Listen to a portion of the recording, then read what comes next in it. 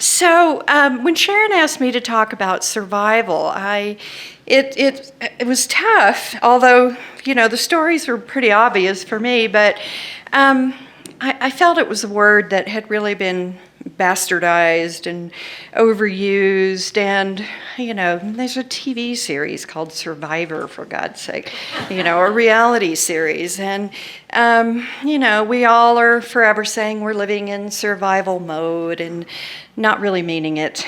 I teach memoir writing, and, I have people who come to my classes who have these astonishing stories of survival, who, are just, in my mind, heroic. In this last class I taught in Denver, I had a woman who's 74 years old who, for the first time, wrote her story of surviving the airline crash in the Iowa cornfield in 92, maybe 89. She was in the tail end and was one of those people who went marching off the broken plane into the cornfield. And in that same class, I had a student, a very quiet young woman who really didn't say anything for 4 or 5 weeks, and then came in with her story of being, at the time, 13 years old when she got pulled out of school because her father was a teacher at Columbine on the day of the shooting, the massacre there, and her mother and no one knew whether he was alive or not. And she spent a day in the adjacent school with her brother and her mother, waiting to discover whether her father was alive or not. And so I have people who come to class and have these amazing survival stories to tell, and in my mind, that was survival, something that you really kind of earn in extraordinary circumstances. But in my own life, what I've really come to think is that survival is continuing to live, no matter what. And the kind of survival I'm going to talk about is all too familiar, certainly not mundane, but something that most of you have probably experienced, which is being the person who an obituary or a eulogy refers to as the survived by, and then names you. So in March of 2007, I was kind of living my life, and really, it was good, It's kind of, everything was falling in place. I had been working for a long time to be a person who wrote books, and at that time, I was scheduled to have 2 books published in January of the following year, and I was kind of, in the swing of it, and I was excited, and I had quit my job, and I received a phone call one night. I was actually watching American Idol. And out of the blue, at 9 o'clock at night, I got a call, and it was my sister in Galveston, Texas, who had the most ungodly tone of voice and basically screamed to me that my nephew, Teddy, her son, who was 25 years old, who had been traveling at the time on spring break, he was an elementary school teacher in Texas, had died suddenly and unexpectedly in an accident, and she needed me. And so I went into sort of forward motion, tailspin mode, and dropped my life and rushed down to figure out what to do. And I remember thinking, and I'm in no small way embarrassed to admit this, I remember having the thought, the odds were that should have been one of my children, not hers, because I had 4 and she had 2. And we're a very superstitious kind of family. And we actually had even had that conversation before, wow, all these kids and they're all making it to adulthood and man, nothing terrible has happened and aren't we lucky? And I always kind of thought in the back of my mind, well, if it happens to anybody, it'll be one of mine. And instead it was my nephew who died out of the blue. Beautiful, beautiful young man.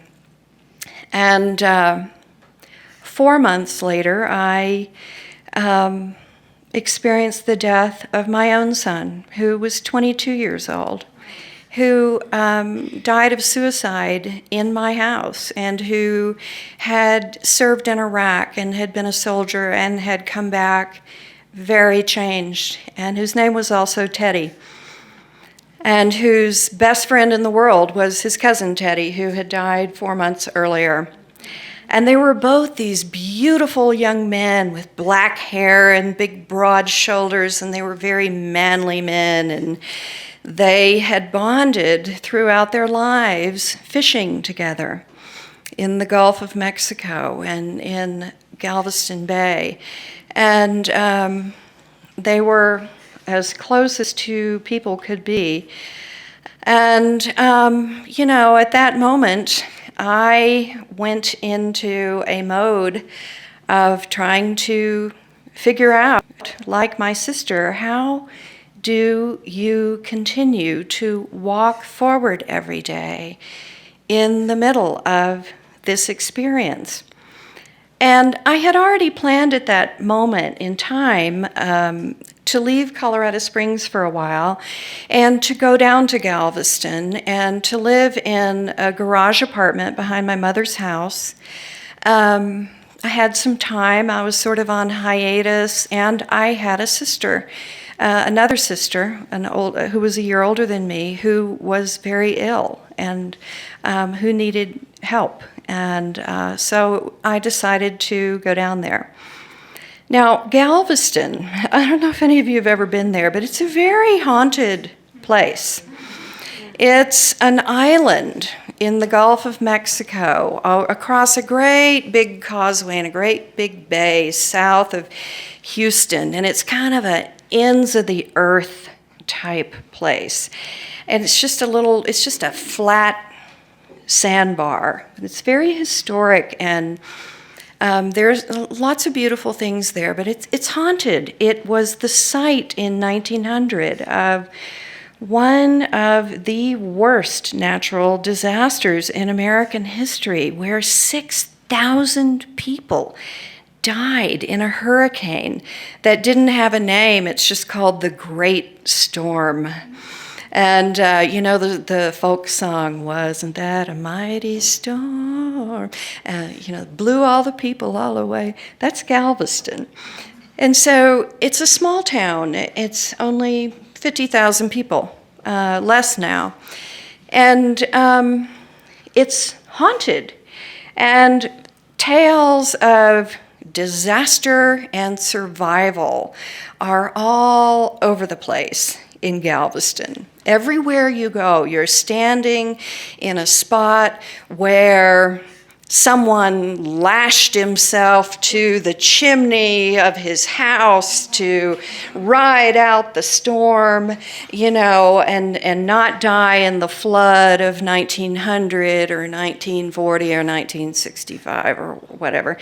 And or where, one of the most famous tales was of a Catholic orphanage there that was located near the beach and in an area that now is just, big sort of entertainment, restaurants and shrimp and people swimming and surfing.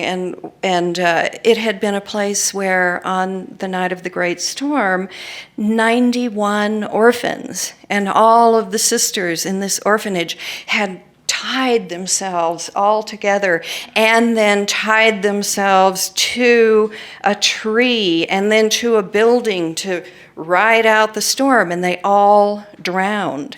And so, people here really really believe in ghosts and, really absolutely live in this place where these legends of disaster and survival are very much alive.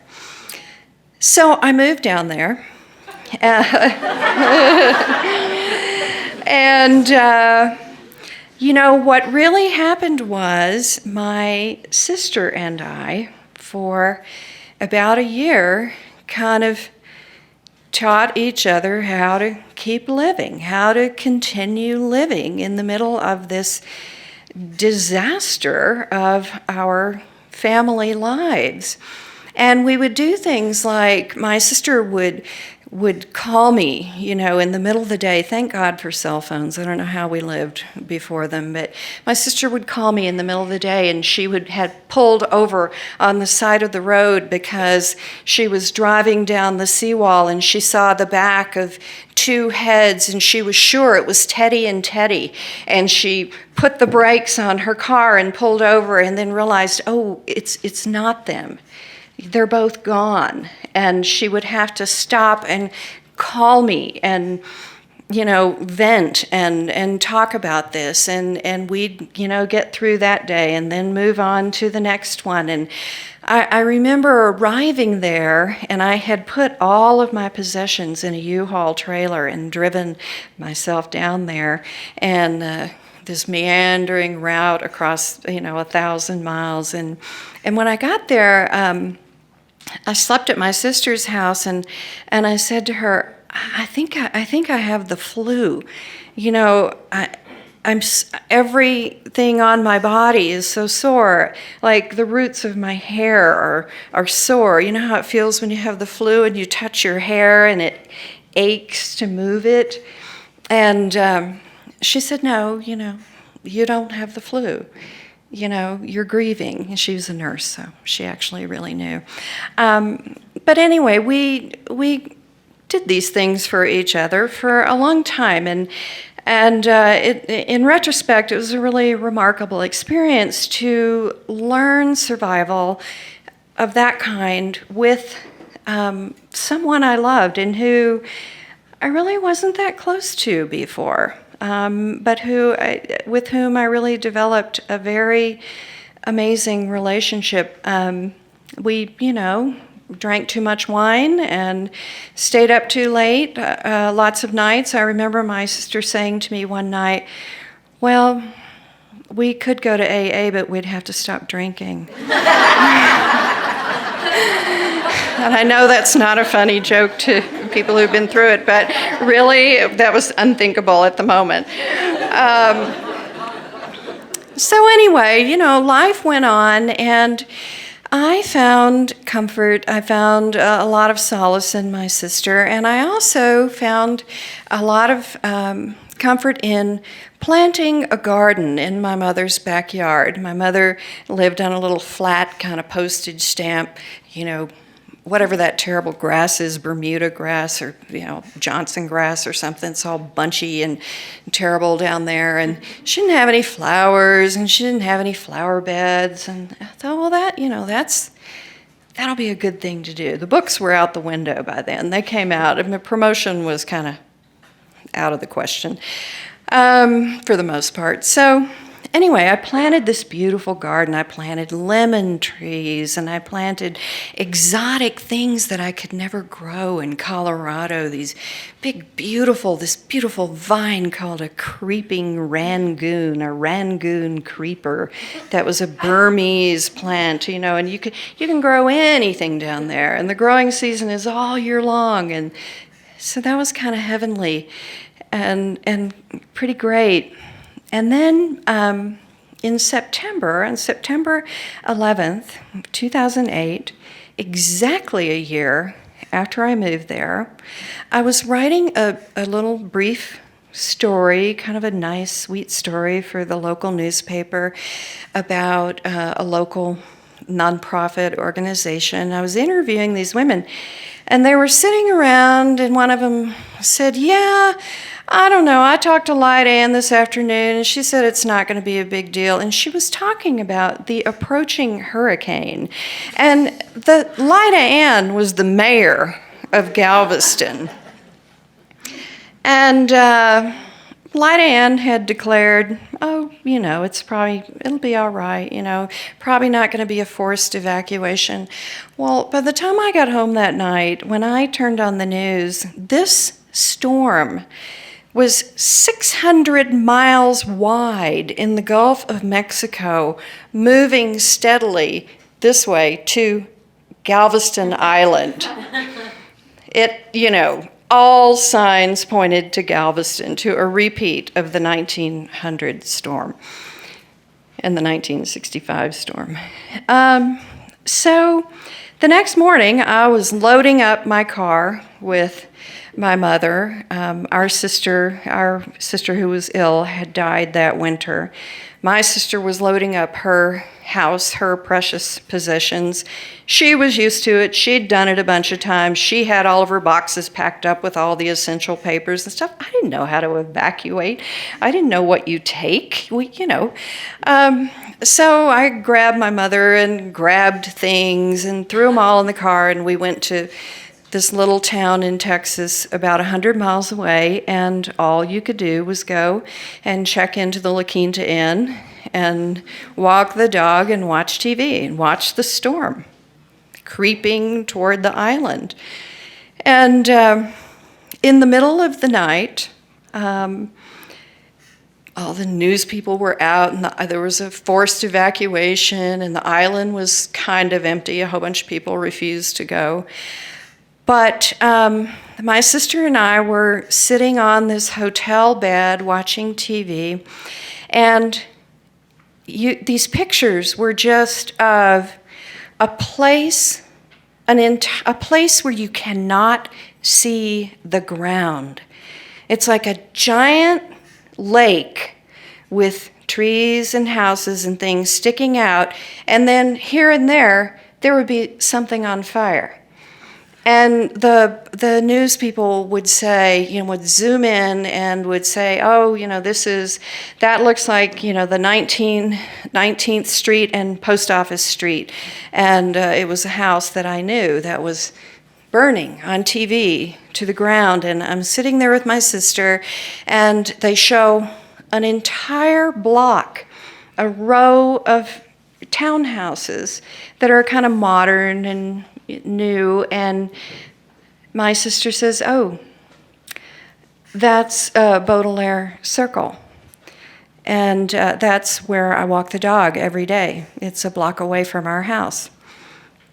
And so we sat and watched Galveston burn, and we watched Galveston fill with water, and it was the hurricane's name was Ike. And it was in 2008, and it was a massive storm, and nobody outside of Texas paid attention because Katrina was still in the news, and Katrina trumped everything, and this town just was devastated, absolutely devastated. But these people, that's what they do. They figure out how to survive, how to continue to live. What do you do? How do you pick up?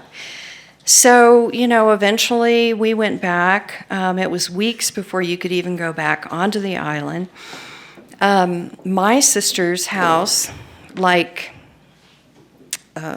probably 40-50% of the houses on the island took 12 feet of water inside it. Imagine this room filled up to everything completely ruined because it's been sitting in the September heat and molding and mildewing and wet and destroyed and damaged. And this was how more than half of the island was.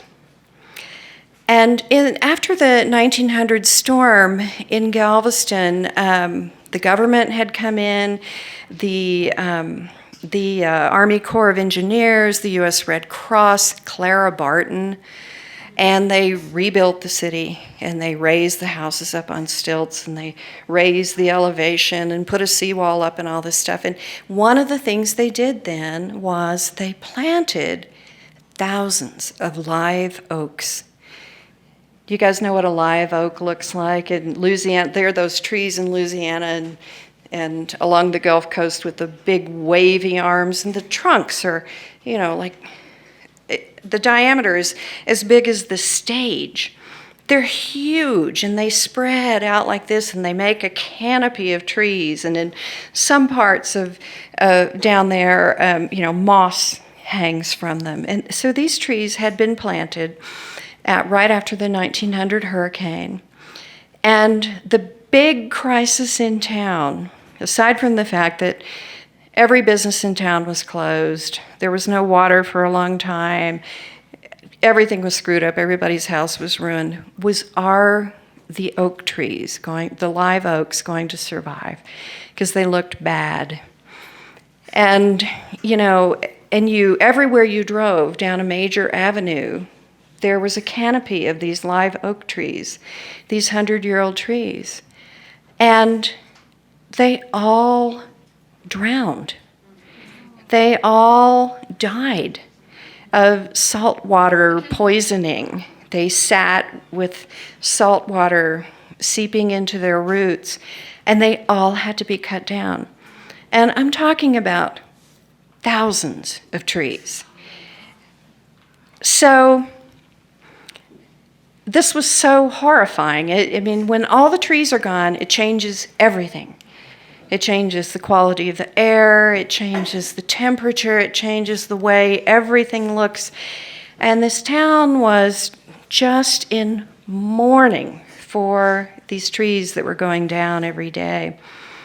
And very shortly after, people around the world started hearing about this huge amount of live oak wood that was being cut down, and artists started writing in and saying, I'll take some, because this wood is like cypress. It's incredibly strong, and except for the root system, which is really close to the surface, and they drown easily, but the wood itself is incredible. A shipbuilding company that recreates 19th century wooden ships in Malaga in Spain said, we'll take some of that wood and build a ship out of it, and we'll name it and sail it to Galveston. And another shipmaking company in Mystic, the seaport town of Mystic, Connecticut, said, send us some of the wood and we'll use it to build this, four-masted or whatever, this giant sailing vessel that we're building.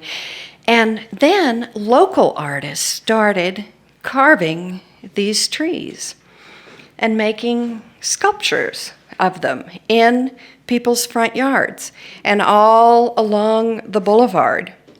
And when you go there now, one of the tourist attractions, the town has survived and it's coming back, and but one of the things to do is to go driving through these neighborhoods that were underwater, and to go look at the tree sculpture. And people have carved them into dolphins and angels and all kinds of crazy things, and it's wonderful. And it's just another, one of these amazing examples of adaptation and how a town can figure out how to change and how to keep moving and how to continue living, not as the same place, as a new place, as a place that's been significantly altered. So I just want to end my story by telling you, a few days ago, I was at Poor Richard's having coffee and getting a piece of pizza, and a woman I know, a yoga teacher in town, came up and was behind me in line, and and she said, hey, how you doing? And I said, oh, okay, nothing new, just kind of same old, same old. And she said, yeah, same old, same old. And I went and sat in my chair, and I realized I haven't had that response to that question in 5 years. And it was such a relief to just be able to say to somebody, yeah, everything's okay, kind of same old, same old. So it's just about continuing living. That's what survival is, in my opinion. So thank you very much.